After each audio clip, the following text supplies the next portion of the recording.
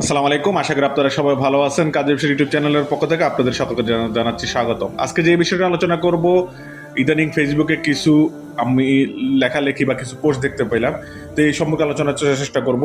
তো পোস্টগুলো হলো যে ডাক্তার ইউনূস নাকি বলেছেন নারী পুরুষ সমান অধিকার, কোনো মেয়ে যদি তার স্বামীকে ডিভোর্স দেয় তাহলে কাবিনের পুরো টাকা মেয়েকে দিতে হবে, আর যদি স্বামী তার স্ত্রীকে ডিভোর্স দেয় তাহলে কাবিনের টাকা পুরুষকে দিতে হবে।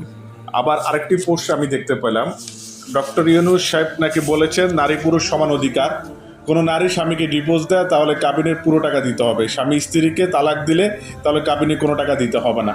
এই ধরনের নানান তথ্য আপনার ফেসবুকে বিভিন্ন পোস্টের মাধ্যমে আমরা দেখতে পাচ্ছি।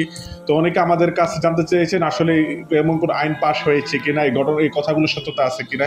আমার কাছে আপাতত দৃষ্টিতে মনে হয়েছে এই ঘটনা কোনো সত্যতা নেই, এটি সম্পূর্ণ গুজব মনে হয়েছে, এবং এই ব্যাপারে কোনো প্রজ্ঞাপনও জারি হয়নি, এমন কোনো আইনও পাশ হয়নি। তো শুধু শুধু শুধু গুজবে কান দেবেন না। কিন্তু নিয়মটা কি? নিয়মটা হলো আপনার দেনমোহরের টাকার সাথে তালাকের সাথে কোনো সম্পর্ক নাই। আপনি বিবাহ রেজিস্ট্রেশন করার পরে, বিবাহ করার পরে অবশ্যই তার স্ত্রীকে তার দেনমোহরের টাকা পরিশোধ করতে হবে। যদি স্বামী যদি তার স্ত্রীকে ডিভোর্স দেয় তাহলে দেনমোহরের টাকা দিতে হবে। স্ত্রী যদি কোনো কারণবশত স্বামীকে ডিভোর্স দেয়, স্বামী থেকে তালাকের তফবিজ গ্রহণ করে, তারপরেও কাবিনের টাকা পরিশোধ করতে হবে।